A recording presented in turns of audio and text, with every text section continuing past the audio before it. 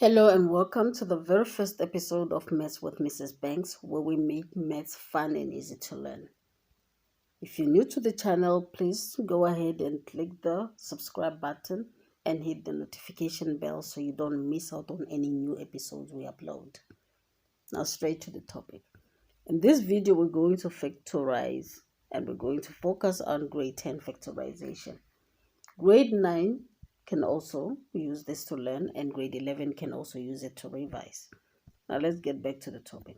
What is factorization?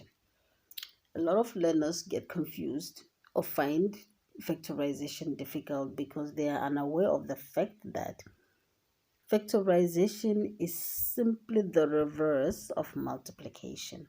How? Let me use an illustration. Let's say you are given 2 in bracket x plus 1 to multiply out. You would first multiply the number outside the bracket, which is 2, by the first term of the binomial, which is x. So 2 times x, that will give you 2x. And then you multiply the same number 2 outside the bracket with the second term of the binomial, which is 1. 2 times 1 giving you 2. And you get a product that is 2 plus x.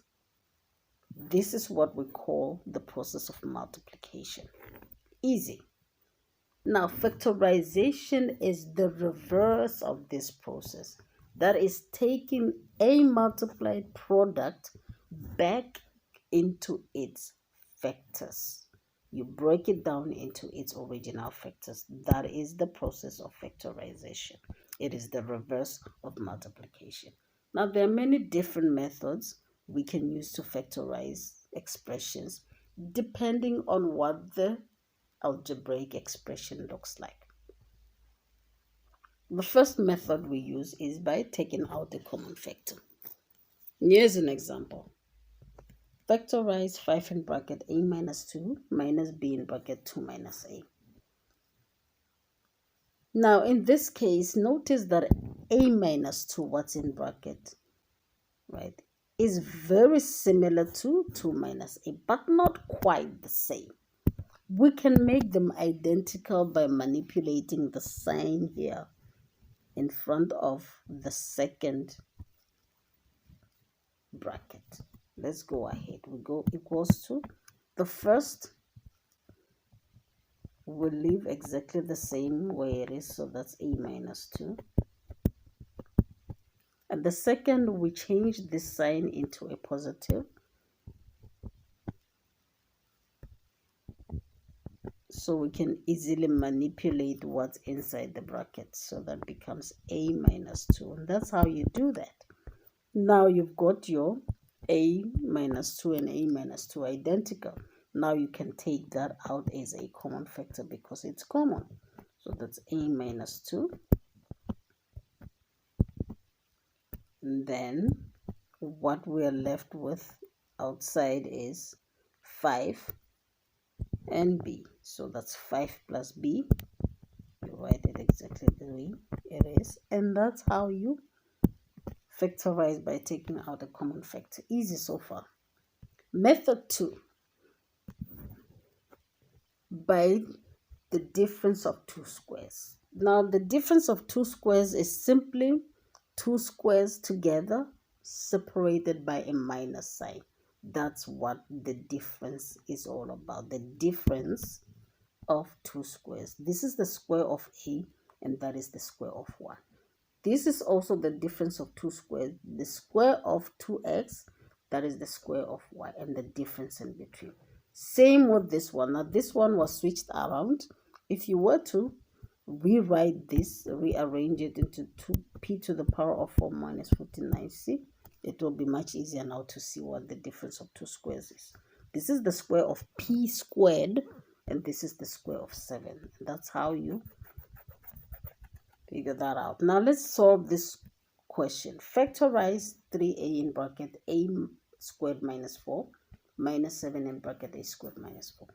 In this case, what's inside the bracket, which is a common factor, common, is straightforward. So we can take it out. Remember, once you have a common factor, deal with that first and then factorize.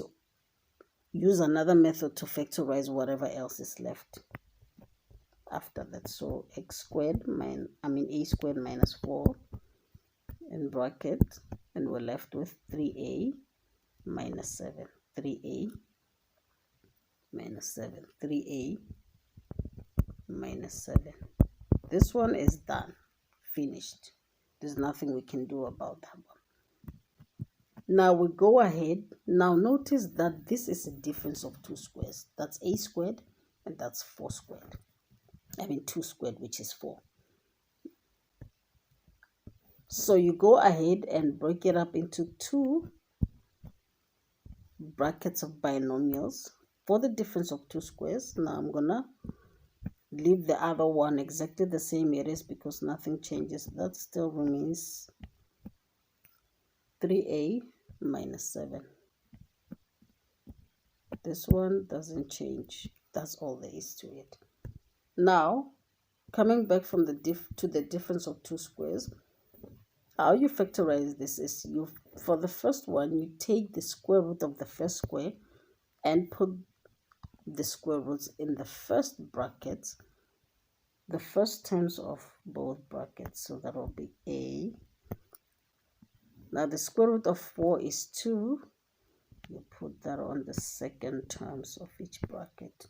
And then all you do is put a plus in one bracket and a minus in the other bracket. Now it doesn't matter which order you use. You could have put a plus here and a minus here. It would have been exactly the same. This one stays the same. It doesn't change. And you're done. That's all there is to it. Find the square root of the first term and the square root of the second term and put them in their right places. Put plus in one side, one bracket, and then put minus in the other bracket, and you're done with the difference of 2 squares. Now the third method is by grouping in pairs. Find the factors of this. Now 7x plus 14y plus bx plus 2by. Notice that 7x has something in common with bx. 14y also has something in common with 2by. They both have y in common. Now that's what you do. You look for those that have something in common and group them together. So we're going to group 7x with bx and then group 14y with 2by. 14y with 2by.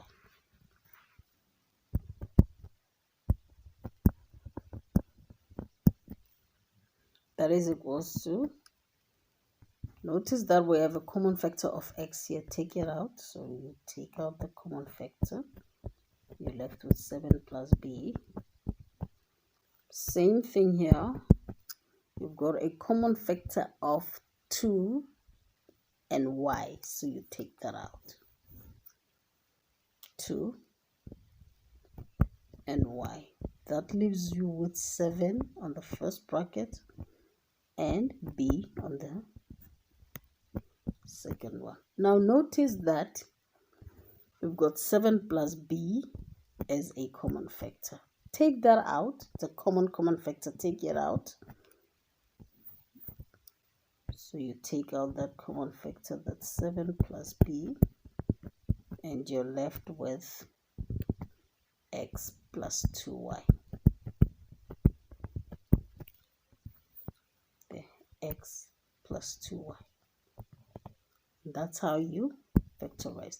You could have paired this also. You could have paired this like this also. 7x, you could have paired it with 14y. Reason being that they've got 7 in common. You could have also paired bx with 2by because they've got b in common. Now let's do that and see if we get the same answer. That will be equal to 7x plus 14y. Group this, 7x plus 14y. Remember, this is just an alternative method to show you it doesn't really matter which pairs you pair together. As long as they've got something in common, we can pair them together. And then bx plus 2by. Yeah.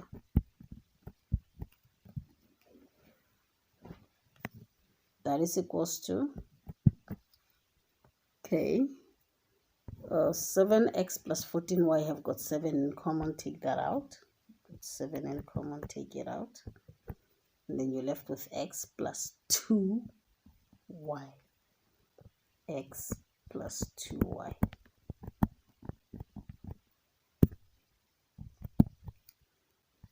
Here they've got b in common, so you take it out, b, and you're left with x plus 2y. Notice that now you've got a common factor, which is x plus 2y in both. Now you take it out. So you take that x plus 2y. Okay, let's change color so you can see what's happening. X plus 2y.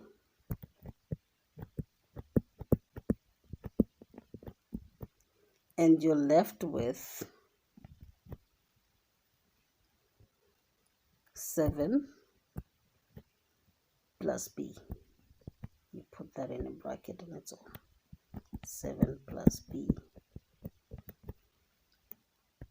And it gives you exactly the same answer you've got in the first. Sorry about that. You've got in the first.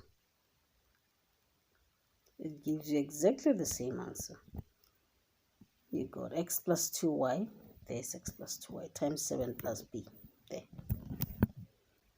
Now the next method is by solving a quadratic trinomial. Remember, a quadratic trinomial is basically of the form ax squared plus bx plus c. In other words, the expression of a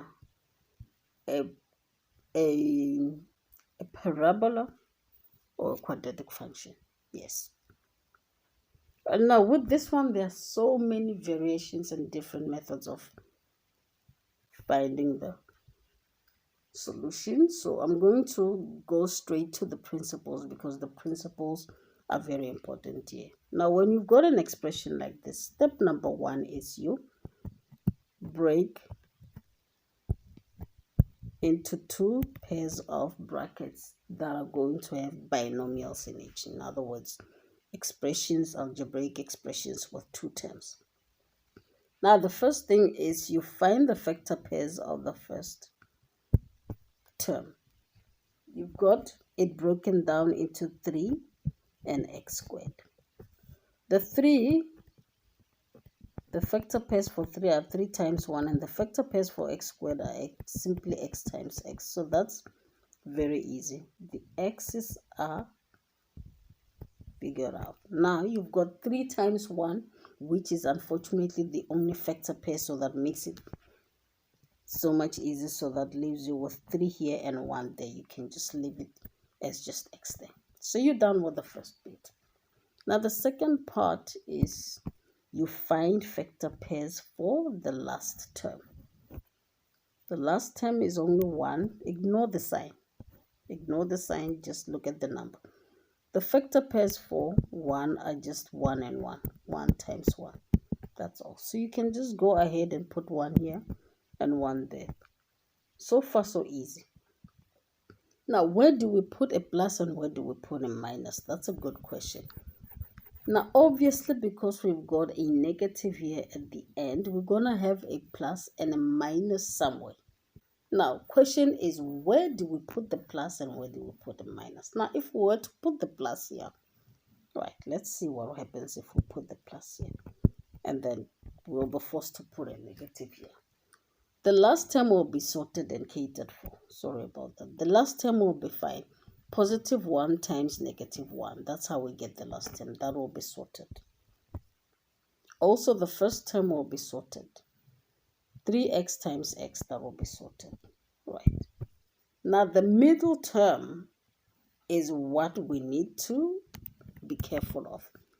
How do we find that? We multiply x by 1 and 3x by negative 1.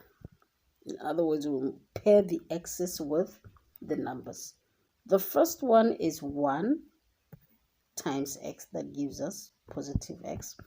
The second one is 3x times negative 1. That gives us negative 3x.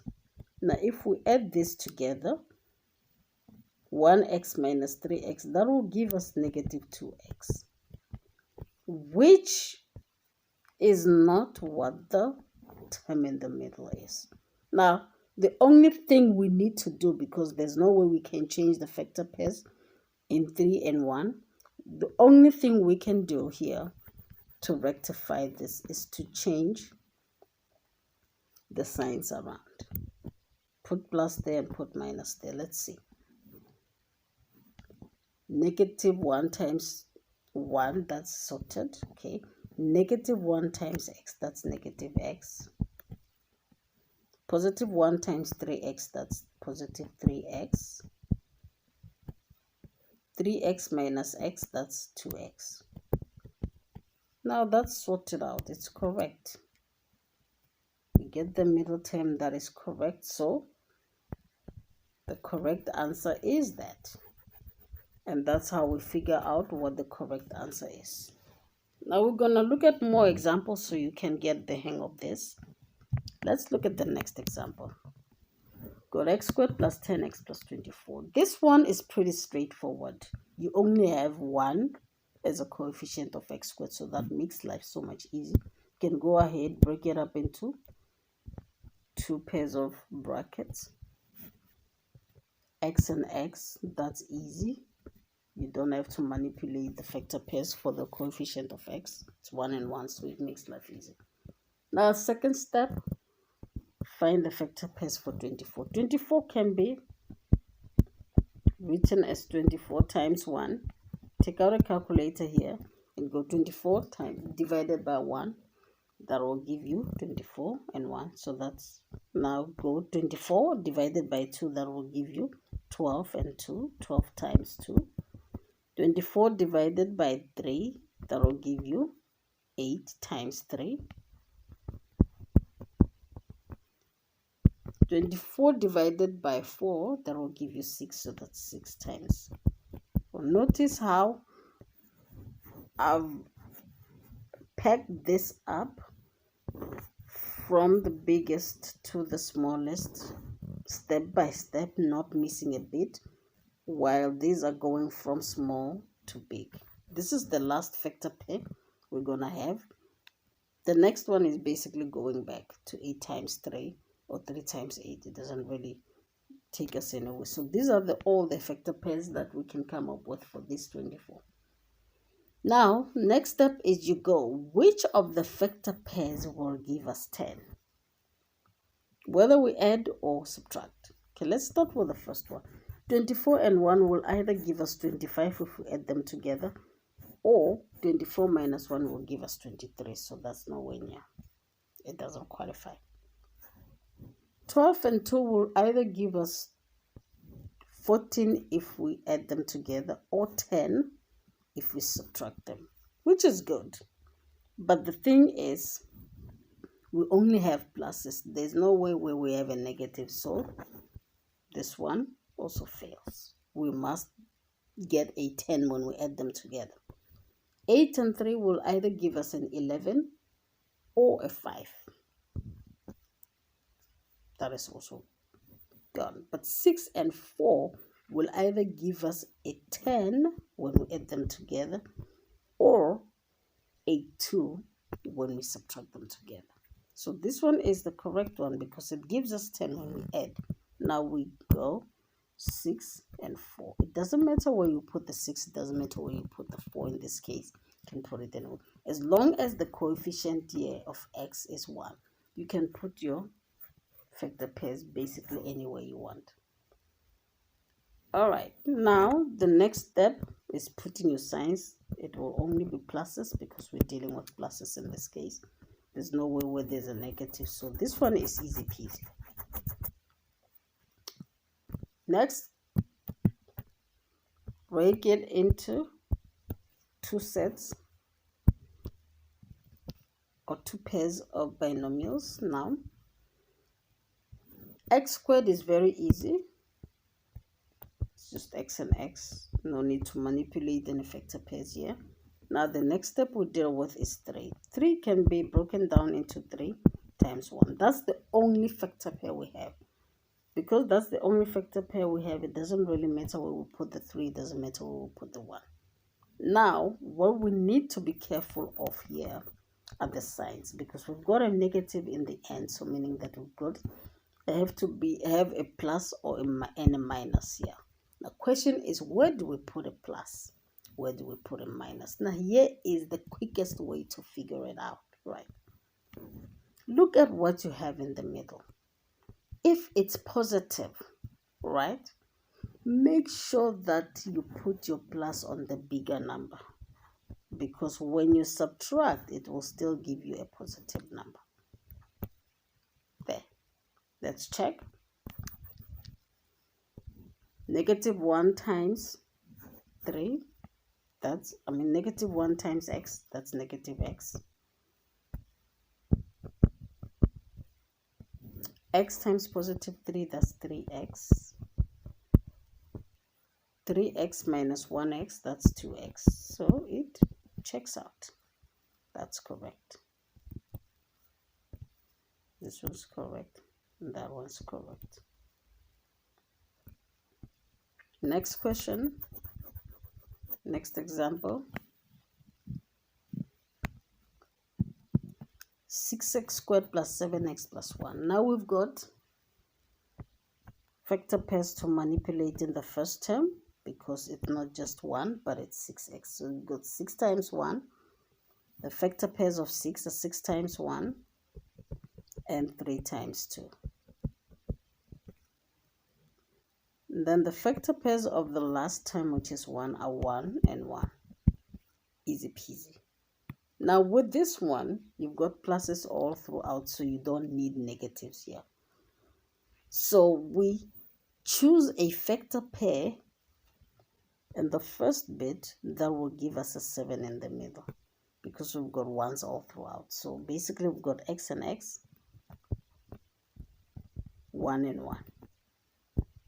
So all we have to manipulate is the factor pairs of 6. 6 and 1 are those that are going to give us 7. 3 and 2 will only give us 5. So we use 6 and 1. So we use 6 here. So that's 6 and 1. You just leave it as x. That is the same as 1. So that is 6x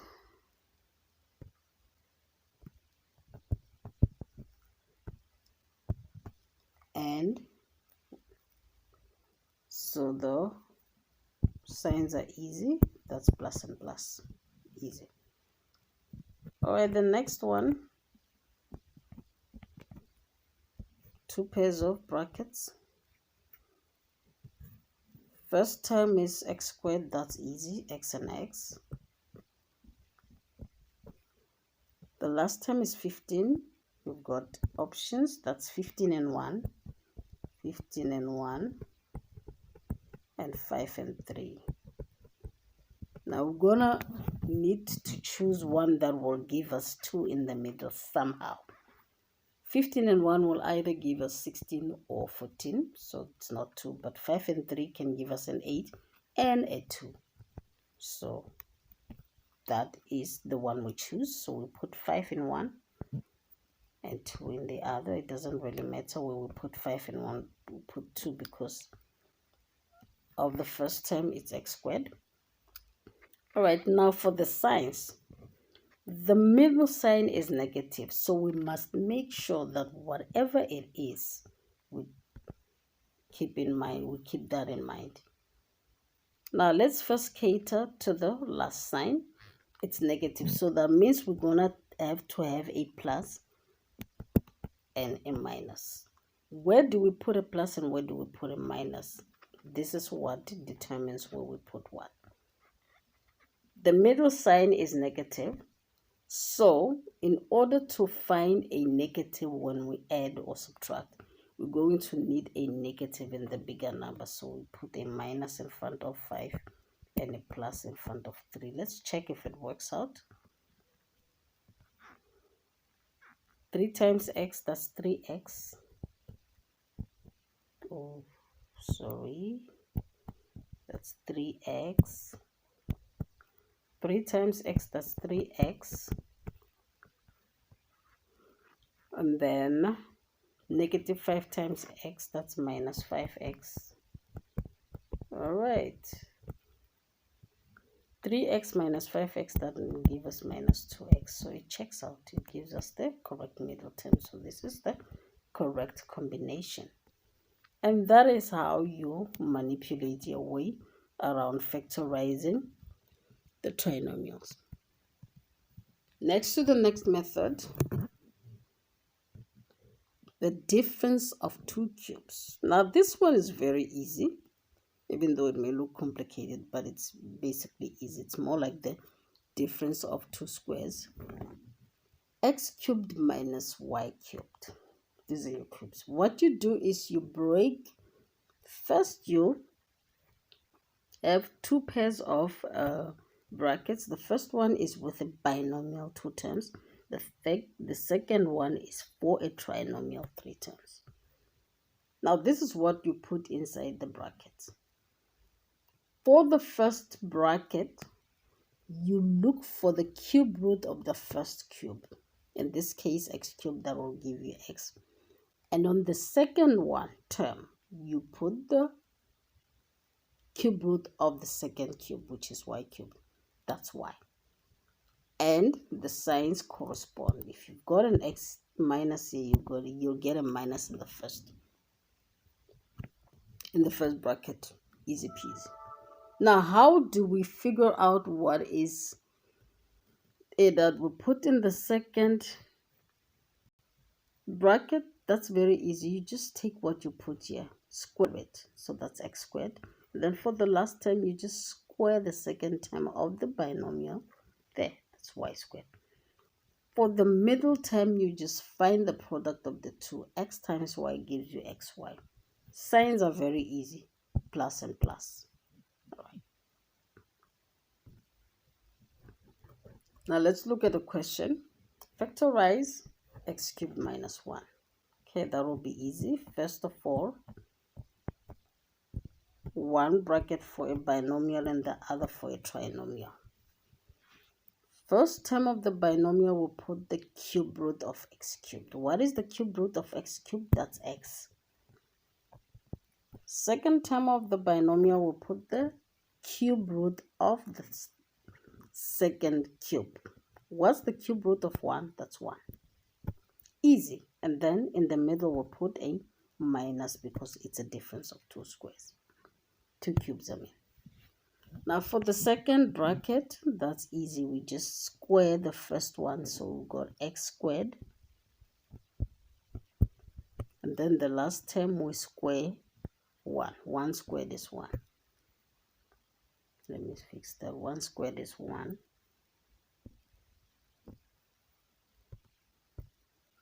1 squared is 1. Easy. The middle term, you just find the product of the two. Multiply x times 1, that's x. And then the signs are plus and plus. And that's how you factorize a trinomial. That's how you factorize the difference of two cubes. Let's look at another example.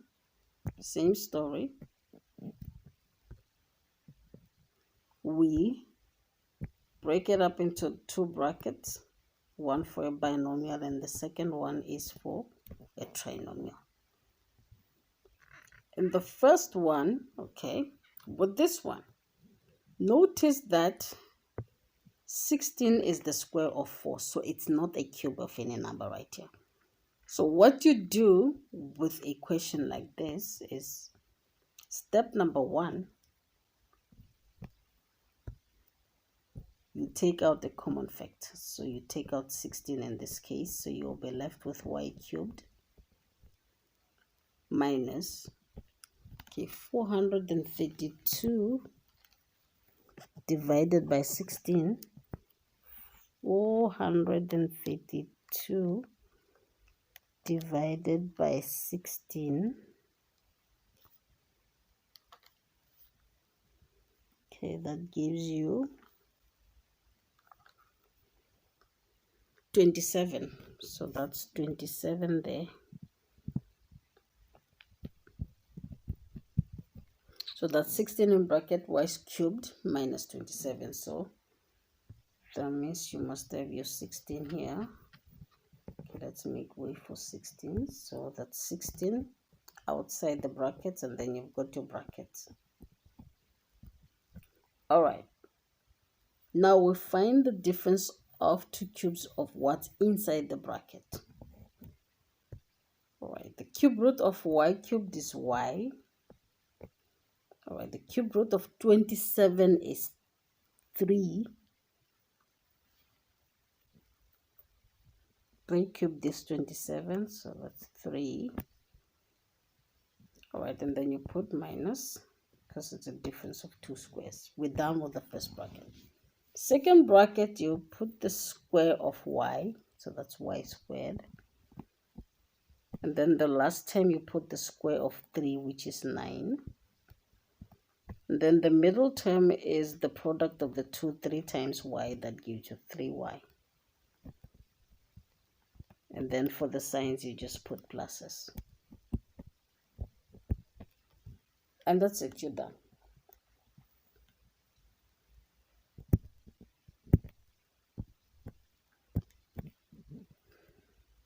The next and last method of factorization is factorizing the sum of 2 cubes. Similar with the difference of 2 cubes, you've got the sum of 2 cubes. You must have 2 brackets. One is for a binomial and the other is for a trinomial. In the binomial, you put the cube root of the first term, which is x cubed in this case. That gives you x.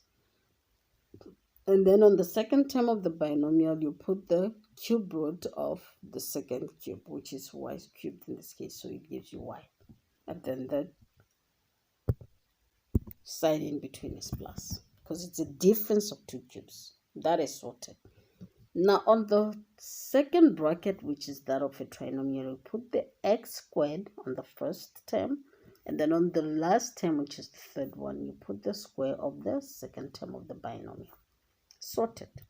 Now in the middle, you just put the product of the 2, x and y, which is xy. Now here is the trick. You must have 1 minus, and the minus is right here. And then the rest is a plus.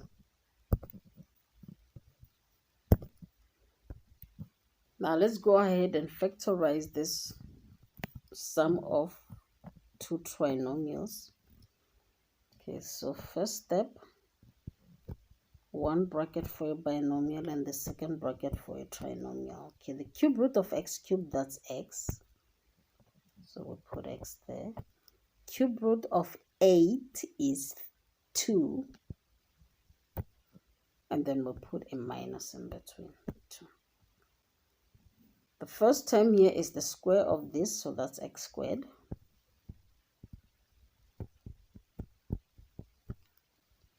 And the last term is the square of this, so that's 4. The square of 2 is 4. And the term in the middle is, we'll put a plus here for the sum of the binomial. Sorry about that, we'll put a plus. Now, the term in the middle of the trinomial is the product of the 2 times x, so that gives you 2x.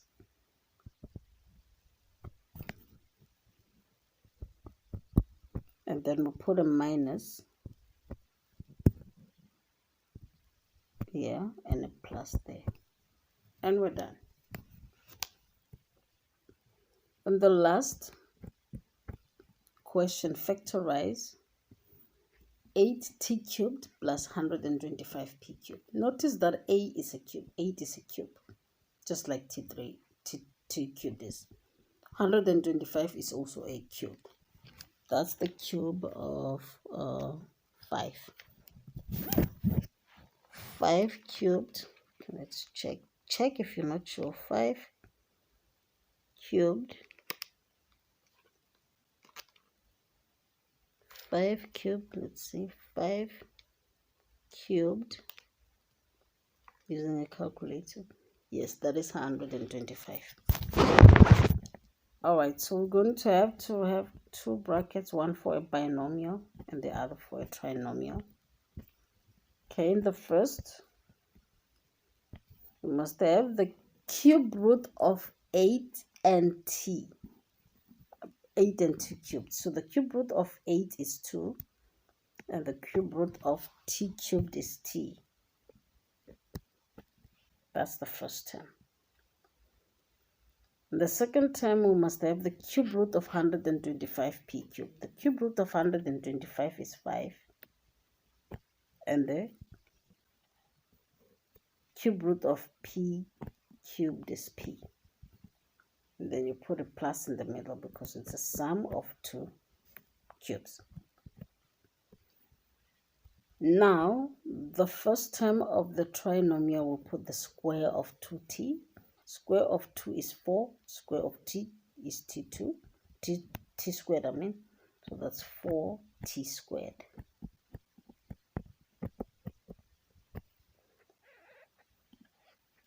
And in the last term, we'll put the square of 5p. So that's the square of 5 is 25.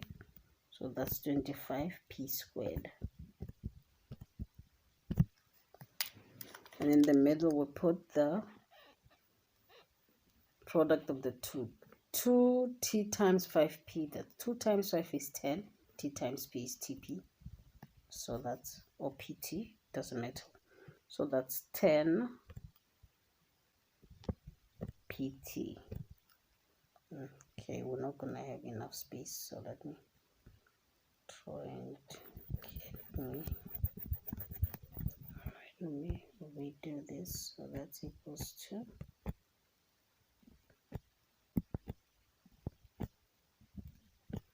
all right, so that's okay, let's take it back. So that's 2t and 5p plus, okay, so that's 4t squared, and the last one is 25p squared.